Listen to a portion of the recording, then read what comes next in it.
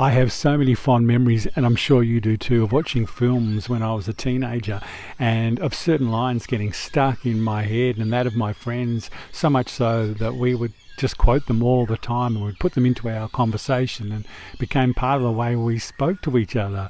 And I had my best friend in high school, Eddie, and we'd share these lines constantly, and so much so it really aggravated another friend of ours, Andrew, in high school, and he would say, "Oh, what's that from?" Because that's what we'd always say to each other.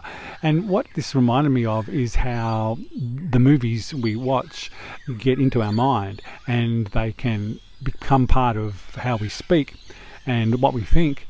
One great example of this, in the way that it can also have a negative impact, is the film Gone in 60 Seconds, Nicolas Cage.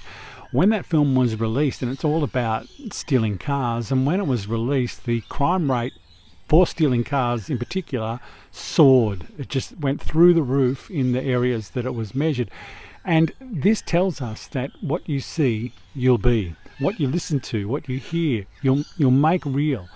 And that is what is so good to be aware of in modern day life, because we have so much influence: social media, television, Netflix, movies, and not all of it is benevolent. In fact, I'd say most of it is the opposite. It's wanting you to buy something that's not good for you, something processed, some sort of poison, because that's just how some people make money on this planet. You don't have to be a victim. You can become aware of what you're listening to and be super aware of how it's showing up in your life, what you're buying, what ideas you're buying into.